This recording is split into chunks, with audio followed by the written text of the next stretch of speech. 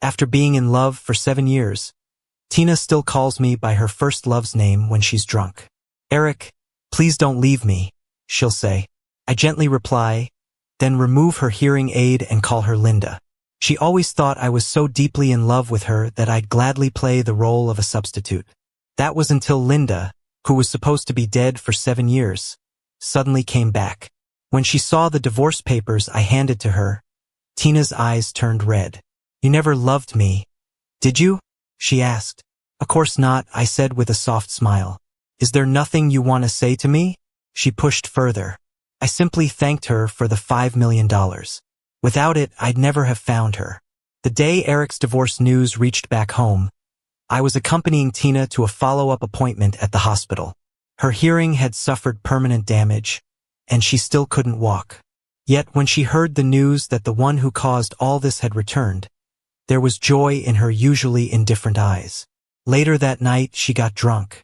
With glazed eyes, she held my hand and murmured, Eric, since you're back this time, don't leave again. I obediently agreed, all right, I won't leave you. But her gaze shifted, fading as it rested on me. You're not Eric, she accused. I froze. Tina picked up a small blanket from her wheelchair and tossed it at my face. Do you think having Eric's face makes you him? How dare you, Ben, she spat. If you have nothing else, just leave. Her tone was calm but firm. The blanket was light, but the shame hit me like a slap. Took me back to years ago. When I was 18, on the eve of my art exam, Tina's first love, Eric, tore up my paintings. He used a small silver hammer inlaid with jewels to crush my fingers until they broke. Even after they healed, whenever I picked up a brush, my hand would tremble uncontrollably. I could never paint again. Tina, Eric's defender, came to me after the incident. She slid a check across the table. If it's not enough, name your price. I held my shaking hand, suppressing the urge to yell. What's the point of giving me money? My dreams and my future are gone because of him. And then Tina laughed. She looked at me with a mix of softness and disdain. Take it. Isn't that what your so-called dreams are about? Just getting more money? At just 23, she was already the youngest in power at Tina. She looked down on me completely. None of us, not even the others around Tina, could have predicted that 2 years later, I'd marry her. On my 20th birthday, Linda had been serving in law enforcement for 4 years. She went missing after a mission to rescue citizens kidnapped by pirates, ending up in the open sea. The government searched for a month but never found her. Everyone said she was gone. During those months of confusion and near mental breakdown, I spotted her in a blurry photo on a hidden overseas site. Though the image was unclear, instinct told me it was Linda. But finding her through that was like searching for a needle in a haystack. I needed a lot of money. Around this time, Eric left the injured Tina behind and went abroad to get married. Once healed, Tina found me. Eric returned in the late hours a week later. Tina had sent someone to wait at the airport all day and bring him back. He looked worn, far from the triumphant figure who'd left. His stubborn expression softened slightly. Tina, you actually remembered me. When his gaze met mine in the corner, he froze, before nearly screaming in disbelief. Ben, you pathetic stand-in. What are you doing here? I stared back silently. Tina replied calmly, he's my husband now. Eric couldn't believe it, his eyes reddening as he demanded an explanation. What does this mean, Tina? You said you'd wait for me forever. Now what? You like someone like him? Still defiant, he stood there, his face bearing a fragile beauty, similar to mine by about 70%. Push me over, Tina instructed me. With the wheelchair in front of Eric, Tina held his hand gently. Eric, with you gone so long, of course I missed you, she sighed. He's just a cheap stand-in, don't worry about him. Realizing my role as merely a substitute, Eric picked up a cup of steaming water and splashed it on my face, asking, since I'm back, does it bother you if I dislike this fake face? Tina kept her gaze on Eric, showing no concern for me. Of course not, she said. The liquid trickled down my neck, soaking my shirt, leaving a burning sensation on my skin. The pain was almost unbearable. Playing the victim again? Eric sneered at me, revolted. Only then did Tina spare me a glance. Her brows slightly knit. She said calmly, "Ben, leave."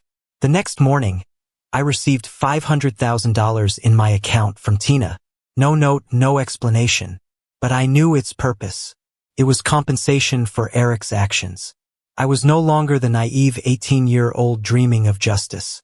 I accepted it quietly and returned a simple thank you. Once I'd healed, Tina looked at my face and laughed. "Ben, I thought you'd always be proud." "I've changed, Tina," I replied with lowered eyes. That night, there was a banquet Tina had arranged specifically for Eric. Since he left the country and got married, Eric's reputation had declined, and Tina intended to use her connections to help him out. During the event, Mike, Eric's longtime rival, raised his glass. "Eric, weren't you supposed to become royalty's son-in-law? Why are you back like a stray dog?" Eric's complexion instantly turned pale. Mike got someone to bring over a bottle of strong liquor and pushed it towards Eric. "Tonight's party, I know what Tina's up to. So here's the deal, Eric, you finish this bottle and we're square. All past grudges between us are gone. Besides, if you plan to develop your career back home, I might even lend you a hand." Eric's eyes were red as he looked at Tina, on the verge of tears. "This is strong liquor. I'll die if I drink it all." "Tina, didn't you promise to always protect me?" Tina gently held Eric's hand and looked at Mike. "Eric used to be stubborn and did offend you, so it's understandable if you want to let off some steam. How about someone else drinking it as an apology?" She paused for a moment and looked at me. "Ben, go ahead and drink it, then apologize to Mike." Mike leaned lazily against the back of his chair, with an amused expression. "If your husband agrees, I have no objections." The wound on my face hadn't fully healed yet, and the doctor specifically advised against drinking. I froze in my seat, clenching my slightly trembling wrist, and exchanged a silent glance with Tina. She said calmly, "I'll have my assistant transfer $1 million to you afterward." The atmosphere was tense for a moment. I stood up, took the bottle and drank it down. The intense burning sensation of the liquor spread from my throat to my stomach. The overwhelming alcohol fumes surged upward, making my eyes water uncontrollably. Mike's cronies clapped and jeered. "Wow, what a drinker. Tina's husband really loves money." "Huh?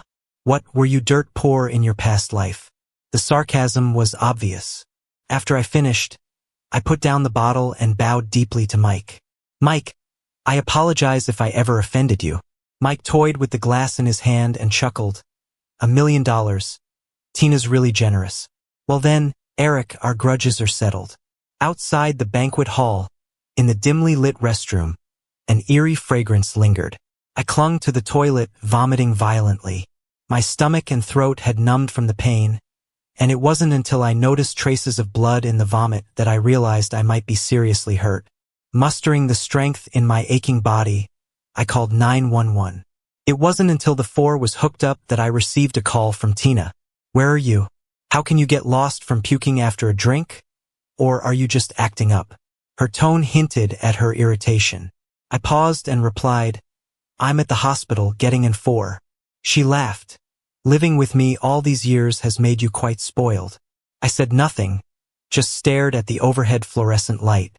Maybe it was the glare, but tears filled my eyes. "I'll send a driver to pick you up from the hospital later. No one else takes care of you like I do." With that, Tina hung up. Back then, she hurt her leg and ear saving Eric.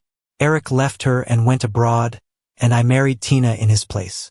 Since Tina was paralyzed, we never had a marital life. I was just her caregiver, despite being her husband in name. When I got home late at night, Eric was already asleep. Tina was waiting for me in the study. She'd had some drinks and looked at me hazily. "The money has been transferred to your account." "Okay. Ben, don't blame me. Eric's never really suffered before, unlike you." I sniffled and quietly said, "I understand, Tina. Next month, I'd like to go abroad to see an art exhibit. Is that okay?" Tina smiled, of course. "Ben, you see, your so-called dream is only worth this much, right?" I said yes, probably feeling the effects of alcohol. She leaned back in her wheelchair, closing her eyes in exhaustion. Watching her face, which bore a slight resemblance to what I remembered. I reached out, removed her hearing aid, and whispered hoarsely, "Linda." Just that one word, and tears started falling uncontrollably. It's been 7 years. Please let me find you next month. Okay? Maybe since I was finally going to look for her. That night, I dreamt of Linda again. We grew up in the same orphanage. She was always brave and had a strong sense of justice. She became a SWAT police officer. I wanted to learn painting and take the art school entrance exam, and she'd send me all her earnings. Go to a better art studio, and don't be stingy with materials. She'd visit me at school, ruffle my hair, slip me a card, and say, "Chase your dreams, Ben. Leave everything else to me." I wanted to become a famous artist so I could make Linda proud. But Eric ruined it all. The second month after my fingers were broken, Linda returned from a mission. She nearly lost it. She was the team's sharpshooter, bullets never missing their course from miles away. But holding me, her hands trembled uncontrollably. Her voice was laced with anger. "I'm gonna kill them. Don't say that, Linda." I nestled into her shoulder, closing my eyes in exhaustion. "I'm so tired. I just need a nap." My injuries were healing slowly, and Tina constantly sent people to mentally break me. Every day I woke up from nightmares and pain. Only when I leaned into Linda's embrace and smelled that familiar scent did I finally relax. Eric was too powerful, with the alliance of Linda's family backing him. They produced evidence of Eric's mental illness and gave me a large sum as medical compensation. Linda would fiercely defend others, risking her life. But with Eric, she was helpless. Once I recovered, she returned to her duty. Before she left, she held me and promised, "One day, I'll make sure Eric pays for everything. Believe in me, Ben." I nodded with all my might. I always believed her. I just never got the chance to see her again. With Tina's relentless help, Eric perfectly integrated into the social circle within half a month of returning. The night before I left for abroad, I drove them to a business meeting, planning to head back afterward. I had a flight early the next morning. Softly, I told Tina, "Boss Lou, I'm heading home to rest." She nodded faintly, but Eric suddenly spoke, "Hold on." Holding a glass of red wine, he slightly tilted his head and looked at me. "I heard you're going abroad for a painting exhibition? Your hand's useless, you can't even hold a brush. Ben, why still dream of becoming a great artist?" Ignoring him, I continued towards the door. He smashed the wine glass against my back, spilling wine all over my clothes. "Did I say you could leave?" Eric lowered his voice. "Get back here. You're helping me drink tonight. People like you, you're born to serve." I froze, not moving an inch. Tina sighed softly, helpless but indulgent. "Listen to Eric, Ben, or I'll have to cancel your flight ticket for tomorrow." At that moment, I suddenly thought of Linda again. Back when we were in the studio, the first time Eric humiliated me in front of everyone. He pinched his nose from meters away and loudly said, "Gosh, it stinks. How can someone like you dare to share a studio with us?" That night I called Linda. Is there really a hierarchy of humanity? She was on a mission at the time. The car window was down. The wind from the fields blew into my ear through the receiver. Linda's voice was slightly muffled, but it seemed filled with thunderous power. "Ben, all people are equal, no matter where they are born or raised. For instance, right now, the same moon shines on all of us." Under Tina's protection, no one dared to mention Eric's messy divorce. Everyone praised him. I heard he's famous abroad, a renowned painter and artist. His paintings are priceless. Even royal families bid for them. Eric was pleased, smiling gracefully. "You all flatter me. It's just a little painting talent." He's allergic to alcohol, so I drank for him. That night, I vomited several times, broke out in a rash all over my neck. On my way back, I overheard some people whispering, "Isn't the man with Eric the son-in-law from Linda's family? They look so alike." Son-in-law? More like a servant. He's sold himself for money, lost all dignity. This knockoff will soon be kicked out, won't he? They laughed, eyes full of contempt. I was drenched in cold sweat, leaning against the wall, catching my breath. Checked my phone. Tina had sent another million. I put Moonlight in the Wilderness in the art exhibit. Eric isn't in a good mood. Don't blame him. I know. He's been hosting an exhibit and someone offered a huge sum for a piece just like Moonlight in the Wilderness. But he didn't paint it.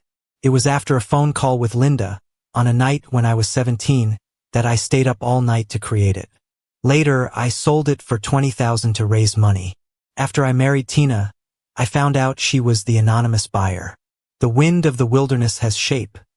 The moonlight shines equally on every piece of land. That's something someone like Eric, who labels others inferior, could never capture. Year 7. I finally found the photographer who captured that picture. Do you know where he is now? He shook his head. Seeing my disappointment, he hesitated, then lowered his voice. Actually, I shot him again 6 months ago. I stiffened. The place where I took it is dangerous. If I reveal it to you, I'll have to leave immediately and move overseas. If you want it, you'll have to pay a high price. I was short $2 million. Back home, I went to Tina. Before I could speak, Eric laughed. You really think you're worth that much? I ignored him, locking eyes on Tina. Tina, any demands, just name them. She met my desperate gaze, slightly stunned. But she still said, Ben, Eric isn't happy lately. I need to comfort him. This decision rests with him. Eric looked at me, slowly laughed. Ben, don't you pride yourself on having more talent than me? Don't you look down on us rich folks? Want money? Sure. Get on your knees and beg. When I knelt in front of him, my lips were raw with blood stains. Eric suddenly burst out laughing. Really believed that, huh? So stupid. He squinted. Gotcha. When I broke your hand, your sister pleaded just like you did, looking to hold me accountable. Little did she know I was in the next room watching. Your sister and you are both naive fools. She died, didn't she? His grin was sinister, like a poisonous blossom, destructive yet breathtakingly beautiful. What sweet justice. The string in my mind snapped all of a sudden.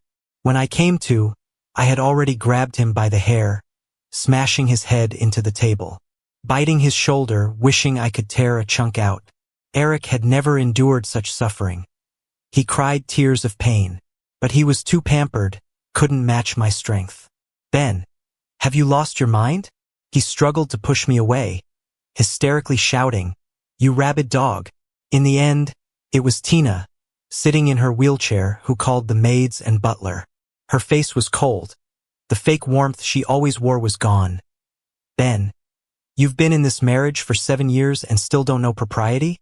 Have I spoiled you too much, letting you step out of line? They forcibly dragged me away, mouth full of blood. Eric was livid. He slapped me twice, then ordered others to haul me into the bathroom. A tub full of cold water awaited.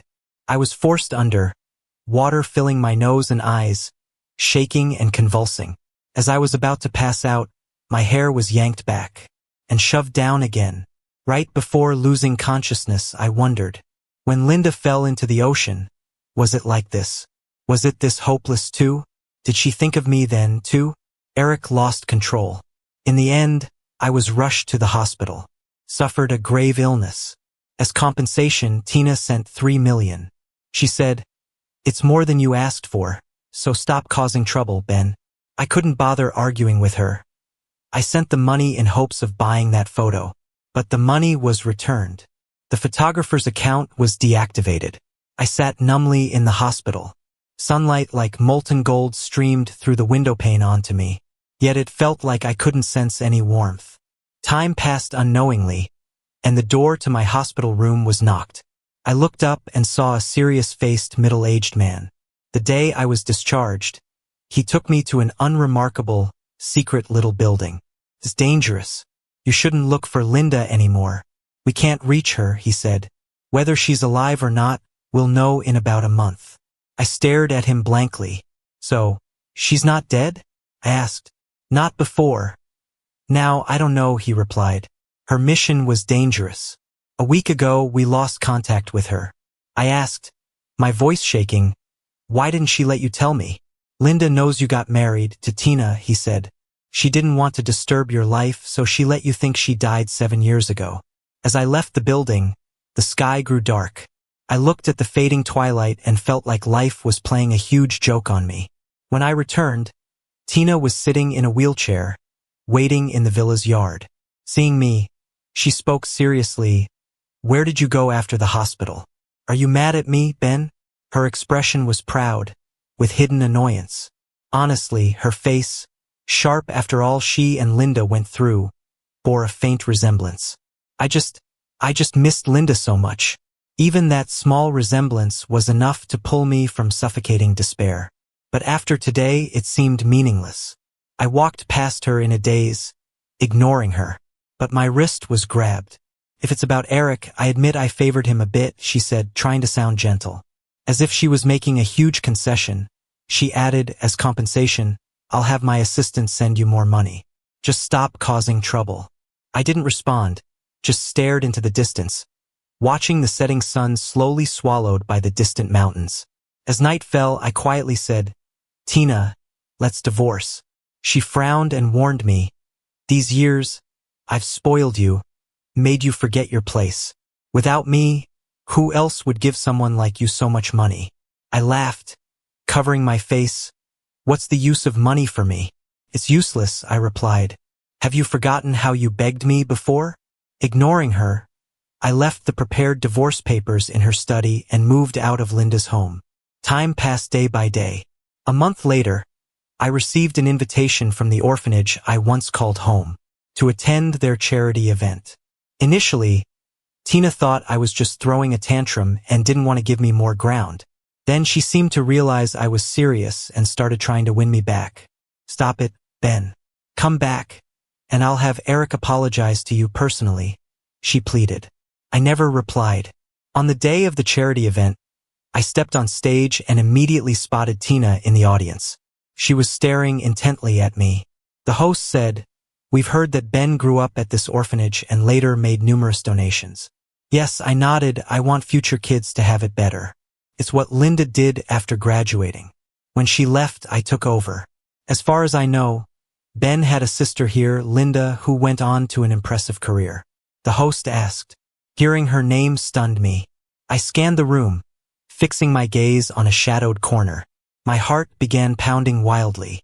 Finally finding my voice, I said, "Not a sister. She wasn't my sister.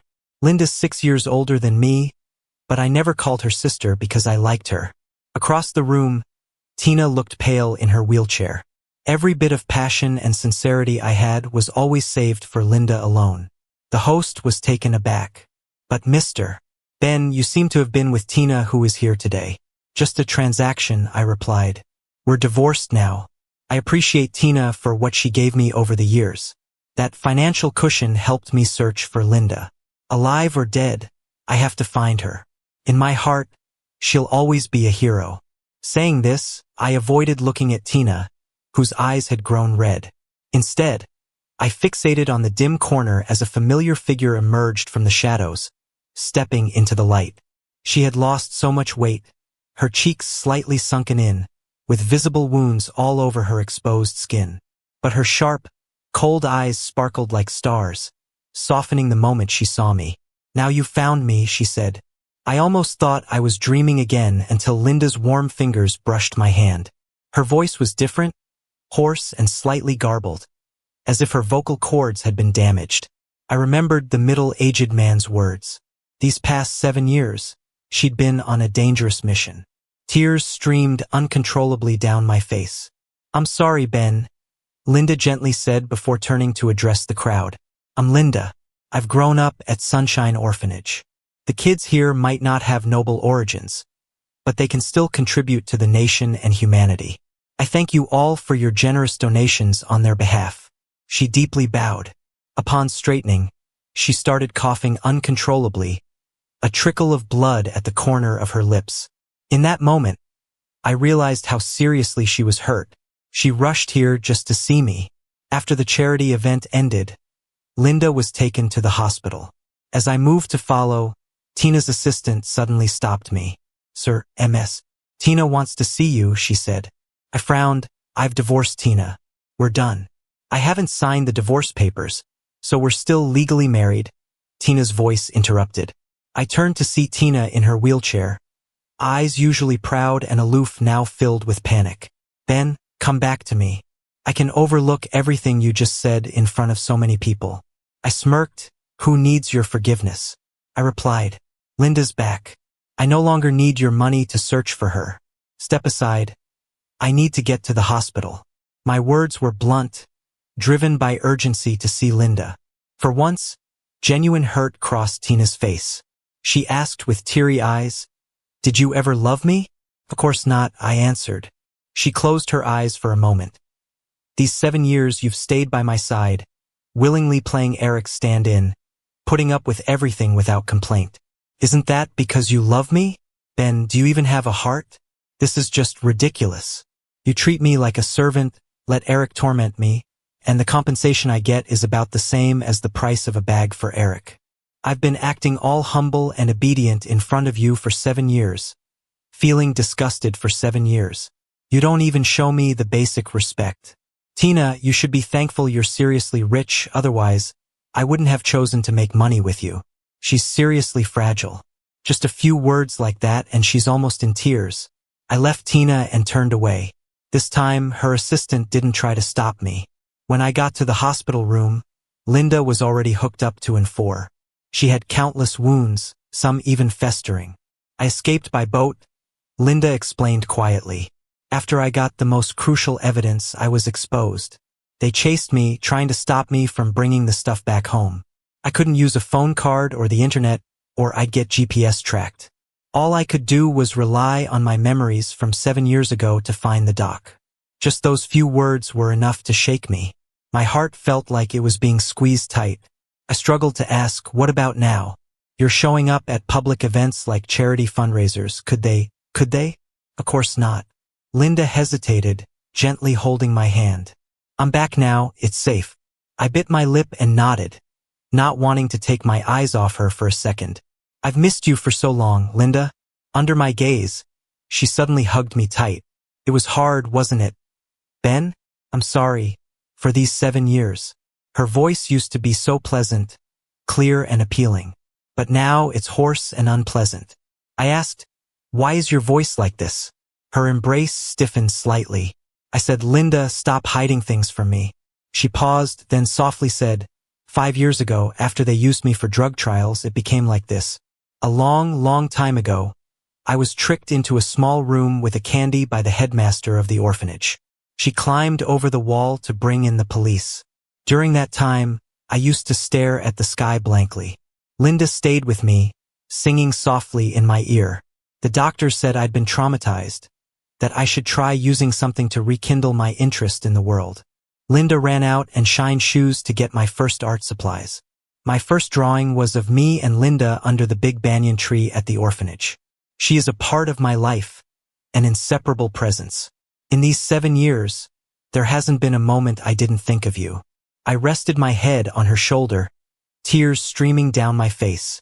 "Don't leave me again. I thought after you married that person you'd be doing well." Linda said, "It's my fault, Ben. I shouldn't have made you worry like this, but we can't be together."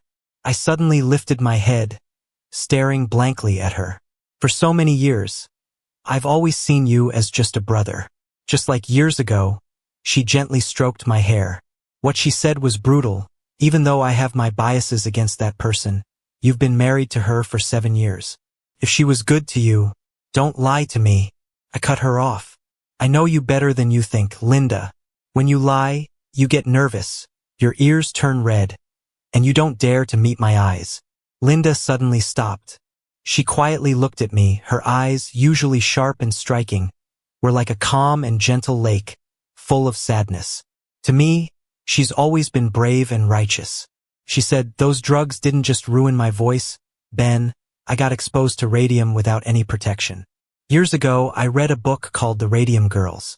In the early 20th century, those factory workers who were exposed to radium on watch dials. Their bones still glowed an eerie blue light 100 years after they died. That's the deathly glow from the radioactive element radium. How did Linda end up touching it? About half a month later, I finally found out why. 7 years ago, when she went to rescue hostages kidnapped by pirates, she fell into the international sea. But luckily, she was rescued and brought back ashore. And by some twist of fate, she learned something. Many people who've disappeared quietly in our country over the years are linked to a secret overseas human drug trial lab. She contacted her superiors back home and, after discussions, they decided she should find a way to stay there as an undercover agent. Because the issue was so huge, the mission was given the highest confidentiality level. She couldn't tell anyone. I saw citizens of our country, tricked with promises of high-paying jobs. They happily went along to become test subjects for those people. What those drugs did to people was beyond ordinary imagination. Linda gritted her teeth, her expression in pain. There were countless times I wanted to shoot them, but I couldn't. All these years, she was the only one to successfully penetrate that lab. She even paid the price of radiation exposure to root out those devils. The turmoil in the following months isn't something someone like me, a regular person, would get involved in. Because of the confidentiality agreement, even Linda couldn't know everything. I just saw on TV while I was with her for treatment in the hospital. Our country's police had spent years gathering critical evidence. They took down several major groups secretly colluding with foreign labs, arrested multiple powerful accomplices, rescued hundreds of missing citizens over the years. Some were tortured by drugs, left scarred and broken. Some are forever buried in foreign soil. I'm luckier than them. Missions like these are usually a one-way trip. Linda coughed up blood, her expression calm as she wiped it away. If I died there, as long as the evidence and list made it back home, I wouldn't have any regrets. Except for you. Since news always leaked, they suspected her every once in a while. To prove her loyalty, I offered to take the medicine. When I came in contact with radium, I didn't feel anything physically. But my mind suddenly thought of you. In my memory, Linda wasn't much of a talker. But while I stayed with her in the hospital, she had a lot to say, as if she wanted to fill the 7-year void. The day Linda was discharged, I got stopped in the hospital's garden. Tina was still in her wheelchair, looking a bit cold. "Ben, I've let you go for too long. It's time to come home." I frowned. "We're divorced." "I never signed the divorce papers," she replied with that annoying fake friendly mask again. "There's a business dinner tonight. As my husband, you should come with me. Everyone's eager to meet you. You can take Eric," I suggested. Tina softened her tone. "I know you've always been jealous of Eric, but now his gallery business doesn't need my help anymore, and he promised he wouldn't bother you again." I didn't want to argue with her and started to leave. "Ben, even if you were Eric's stand-in for me, what about you? Were you not making me a stand-in for Linda?" I suddenly turned my head back. Under the blood-red glow of the sunset, there was a hint of vulnerability in her expression. I took a deep breath. "Tina, stop flattering yourself, okay? You're not even close to being her stand-in." As soon as I said that, I realized Tina was staring coldly at something behind me. So I turned around and saw Linda. She'd changed out of her hospital gown into a sharp suit, covering all the unhealed wounds. Her face was pale. Her lips barely had any color, and her eyes were sharp and intense. Though thin, she looked like a weapon ready for battle. The warm sunset stopped at her side, completely separate from her sharp, chilling aura. Compared to Tina's self-satisfied arrogance, they seemed like they were from two different worlds. I was right. Tina didn't deserve to be mentioned in the same breath. "Tina," Linda walked over, took my hand, and looked down at Tina in her wheelchair. "I might not have your money or power, but I do know a couple of lawyers. Don't sign the divorce papers? Then we'll go the litigation route. A marriage without genuine feelings should have ended a long time ago." Tina seemed to forget she was the one who approached me, proposing marriage. Back then, her tone was gentle, but her eyes were cold and disdainful. "You do look like Eric, but you'll never be in his league. As long as you don't get any wild ideas, I'll pay you more than you could earn in a lifetime." Now, the delusional one had become her. Tina looked intently at Linda, scoffing. "What can you give him? A small-time cop? I came to take him to a business dinner to introduce him to some networks." Just then, Linda took out a gold-embossed invitation and handed it to me. Squinting at Tina, "What?" Just a dinner? Is that rare? The invitation was arranged by my boss, telling me something might need confirming there. On our way, Linda told me. I was a bit anxious. Will there be any danger? No, just confirming something, she said with a gentle smile, tousling my hair. Don't overthink it. Now that I'm out, it's good to unwind with you. The banquet hall was lavish. In those past 7 years, I often accompanied Tina to such events, meeting all sorts of people, yet always feeling dull inside. But walking with Linda now, there was not a hint of that joy. The guests were elites from different industries. Linda introduced me to a few people she knew. That's when I found out. Among the hostages she saved from those pirates were some rich kids partying on a sea yacht. Their families were very grateful to Linda. After greetings, as we turned, we ran into Mike and his gang. He whistled at me. Well, isn't it Tina's husband? I heard you're getting divorced? Still need money? Down another bottle and I'll give you $1 million to hire a lawyer. Halfway through his laugh, he went silent like a strangled chicken, because Linda picked up a dining knife from a nearby table and casually held it to his neck. Mike's expression was a mix of anger and fear. Do you know who I am? Do you know who I am? Linda countered, leaving him uncertain. No idea whose rich daughter you are. Tell me. None of that. Linda smiled slightly. But hey, a dying person wanting to take someone with them is pretty normal, right? A pampered rich kid like Mike fears little except those indifferent to life and death. He left with his crew, tails between their legs. I looked at Linda. Next time, don't talk about dying. The doctors did say your condition's improving. Some wounds are even starting to heal. She let out a soft sigh, almost unnoticeable. That's on me. I'm sorry, Ben. Since she came back, she said sorry countless times to me. But she could never change the outcome destiny had in store. I sniffed and looked down. I just want you to be a little happier while you're here. Linda promised me. She went to get me a small cake, but vanished in the crowd soon after. As I scanned the room, a wave of anxiety swept over me. I wanted to find Linda, but Tina popped up again like a bad penny. She looked at me. Ben, if I apologize for everything before and make it up to you, will you come back to me? No. Tina's lashes trembled, and there was actual pain in her eyes.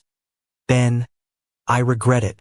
I never admitted it, but when I bought Wild Fields back then, I've liked you since. I interrupted, fed up, but Wild Fields was never painted for you. You aren't worthy of its meaning. 5 years into marriage, late one night, Tina grabbed my hand, her old scar from Eric making her pinky curl slightly. She sighed. It's a shame these hands can't draw anymore. I pulled my hand back and covered it with my sleeve, saying flatly, I just wasn't lucky. You should check out Eric's recent work. Pretty good too. She chuckled. Yeah, you're right. She ruined my future, brushing off everything casually. And now she's here, pretending to bear her cheap emotions to me. But I really love you, Ben. It's just Eric and I grew up together and I'm so used to him. I didn't listen to the rest of her spiel, because Linda finally walked in from the hallway, coming towards me. I rushed to her without giving Tina another glance. So I didn't see the fierce look in Tina's eyes as I turned away. On the way back, I asked Linda, did you find what you were looking for? She nodded, a bit apologetic. Sorry, Ben. I said I'd help you relax, but ended up ruining the party mood. I never really enjoyed these places anyway. I hooked Linda's finger quietly. Linda, don't feel like you'll mess anything up by coming back. That's not the life I envisioned. All those fancy parties and extravagance. Spent 7 years in that world and never felt right, not even for a second. I always thought of Linda and the moonlight when I was 17. I only belonged to the world where she was. Don't feel guilty. This top secret mission is so important. Any mistake would be catastrophic. You didn't tell me anything because you couldn't. A failed mission would be on me, not you. Pausing, I softened my voice. I've grown up. I'm not that kid who begged for help when I broke the principal's vase. Not the 18-year-old who cried in her arms after injuring my hand. Back then, we felt so powerless against the world Tina and Eric represented. Lucky it's all in the past now. Linda laughed. At the charity event, you only called my name. But who used to chase after me calling me sis? I blinked. Back then was different. Now I see you differently. But if you want me to call you that at certain times, I could. Sis. I halted, turned, cupped her face, and kissed her. I'm gonna kiss you now. The moonlight that night was so gentle. The wind rustled the leaves on the branches. Linda didn't push me away. Her body stiffened for a moment until I bit her lip, dissatisfied. Then she wrapped her arms around my waist and took charge. She never wore perfume, just the scent of laundry detergent, mixed with a faint hint of blood. I remembered she was still injured and mumbled, "Careful with your wound. It's okay." Instead, Linda held me tighter. A bit of pain is good. In a way, Linda and I were alike, using pain to remind ourselves we still lived in a world without each other. The long kiss ended, mingled with our breath. On the dark asphalt road, our shadows merged into one. Just like many years ago when I escaped the orphanage and got lost at night. I walked that road with her by my side. Last month, I saw a doctor. He said my hand wouldn't fully recover, but I might be able to paint again with some treatment. I told him I have so many ideas, so many things I want to draw for you. So as long as we're alive, our future days will be worth looking forward to. That night, I sincerely believed Linda and I had a future. But fate always has other plans. A month later, someone disappeared again. And all signs indicated the circumstances were very similar to those who vanished before. We were wrong. That case wasn't over. Linda stood in the sunlight streaming in from outside, her face serious. "Ben, at that party, I was on a mission, and I saw someone who shouldn't have been there. I had a bad feeling." "What do you mean? Someone who shouldn't be there?" Linda gazed deeply into my eyes. It took a while before she spoke softly. "He was supposed to be executed 2 months ago." Linda started leaving early and returning late on missions again. I began trying to pick up a paintbrush once more. After so long, I was a bit rusty at first, my lines shaky with trembling hands. But gradually I got back into it. Tina bought Moonlight on the Wilderness. I wanted to paint it again, the moonlight and wind from when I was 17. But before I finished, Linda's mission had a major breakthrough. She didn't tell me the details. Her expression was serious when she handed me a photo. 7 years of work, and yet we couldn't dismantle this human trafficking route completely. Linda explained, "You knock one side down and another pops up. This world always has places untouched by sunlight. Destroy one patch of darkness, and another fills in." I never expected the person in the photo to be Eric. I hadn't seen him in a long time, just heard bits about him occasionally. Heard his art shows were now in other countries with a gallery abroad gaining major success.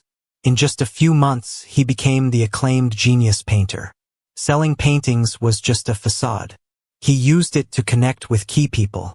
Linda got busier. The deeper she delved, the more shocking the truths that surfaced. But the intense work took a toll on her health. Her body, already compromised by radiation, was deteriorating rapidly. And it wasn't just Eric. Others were involved too. When she mentioned the last 2 words, her voice was chilling, and Tina, the one in charge, had been involved in these illegal businesses since half a year ago.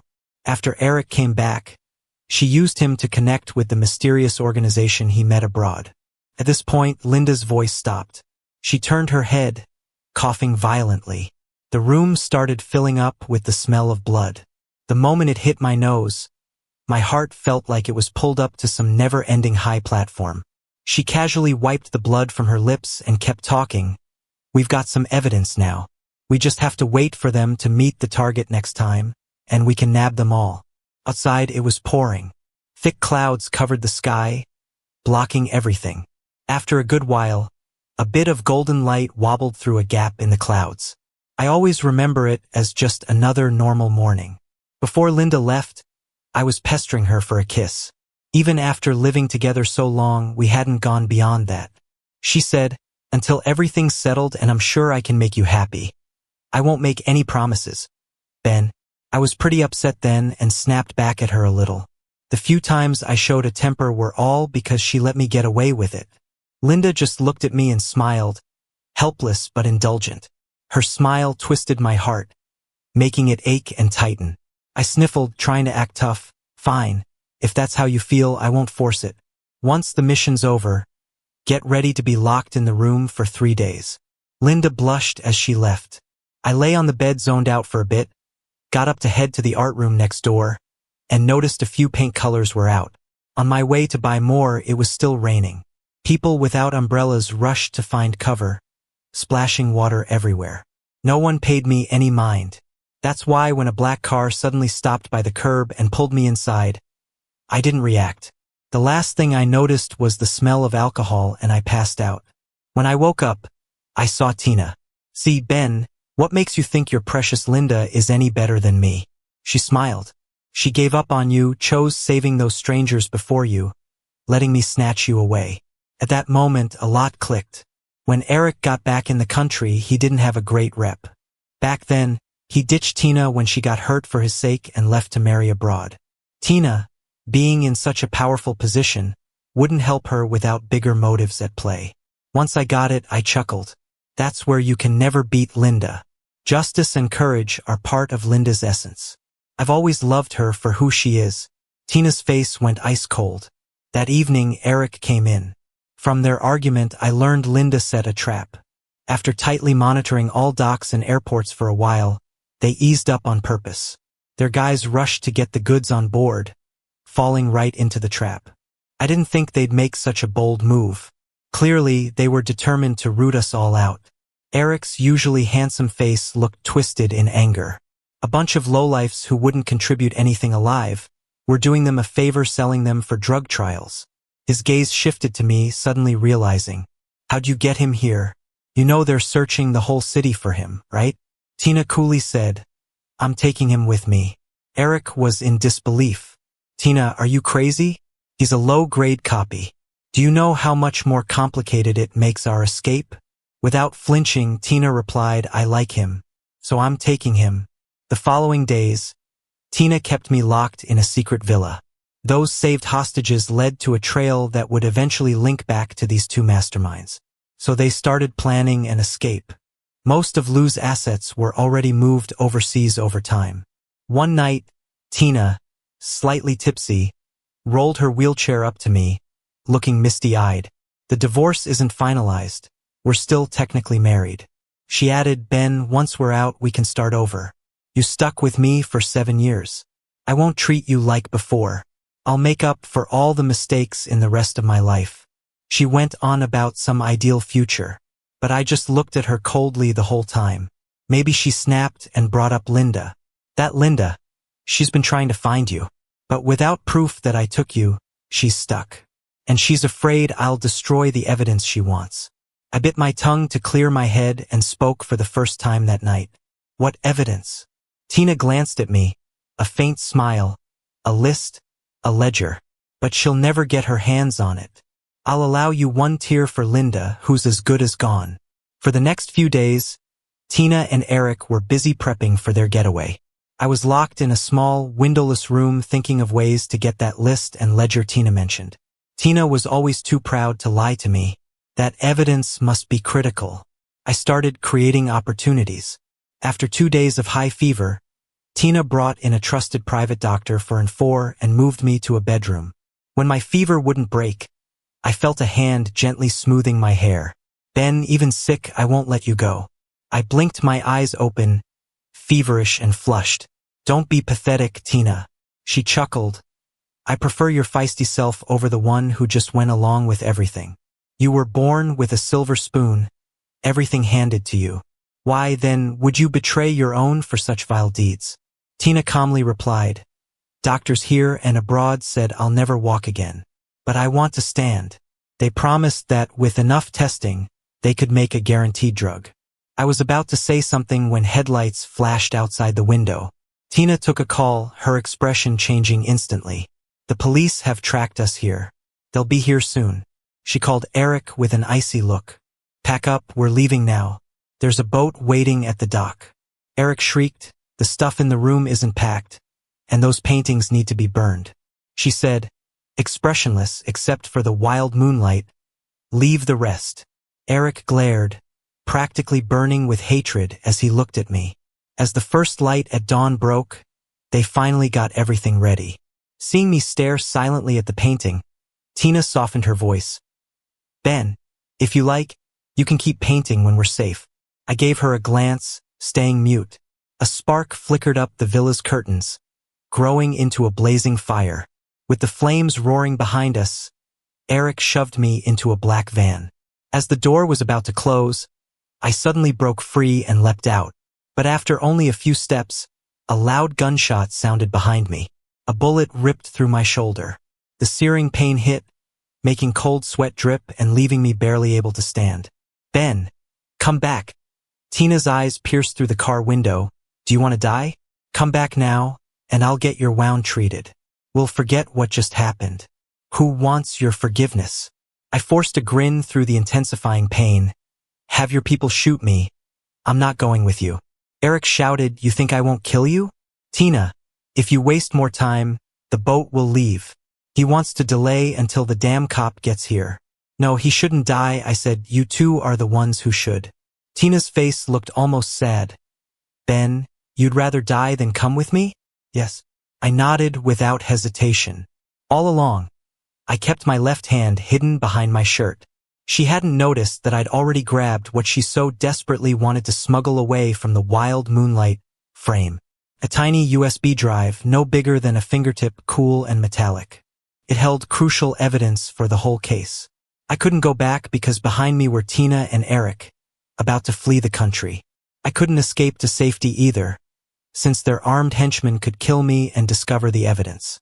I had only one way.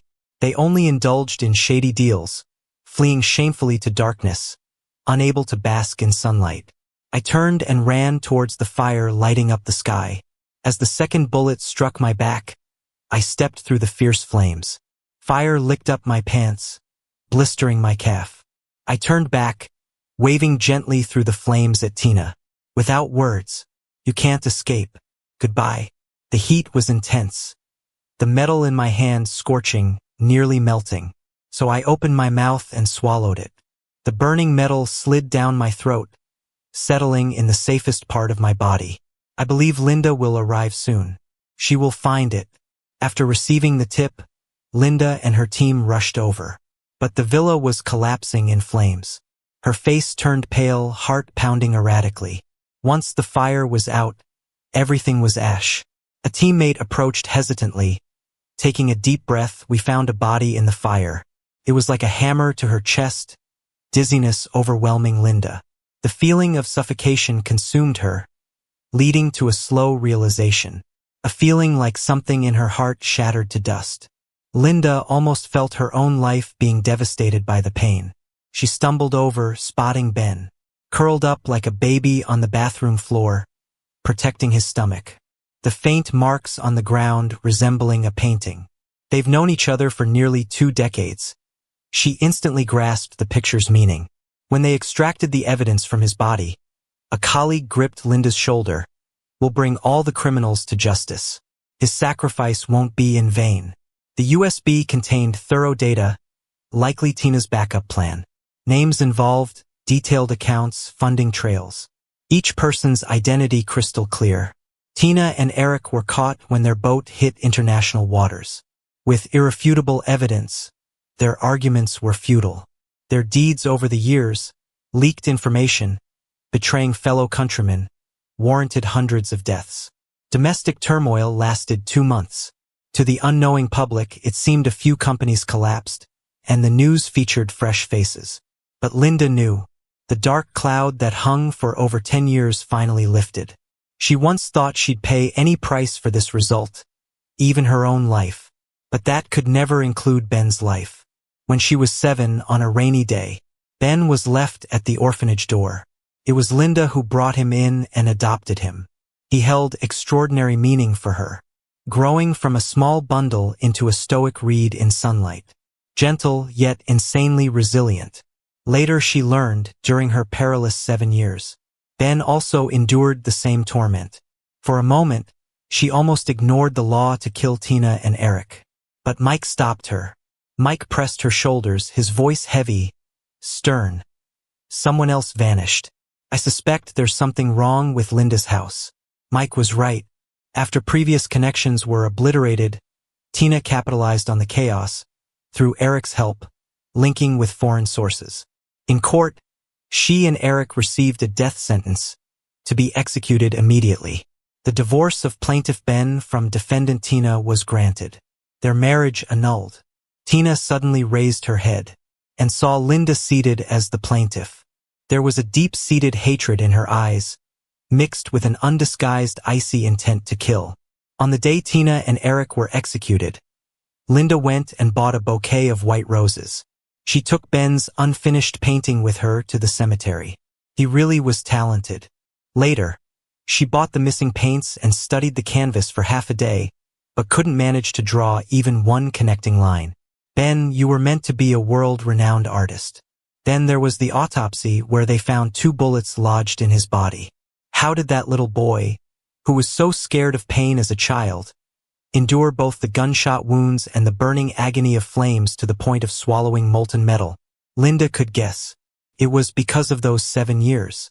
While he searched for a way to survive hellish missions on Earth, wasn't he also enduring the torment of being separated from loved ones and watching hope ignite only to be extinguished over and over? Now he is a hero worth remembering. Linda laid the bouquet in front of his tombstone and set that painting on fire. She breathed softly, leaning against the tombstone, eyes downcast. The pain inside her grew more intense, and she started coughing up blood. The remaining radium shattered some of her bones and destroyed her blood and cell regeneration systems. Her body had multiple stents, and the surgical wounds just wouldn't heal. Her life was meant to have ended a long time ago. Ben, in another world, show me your paintings again, Linda thought as she closed her eyes.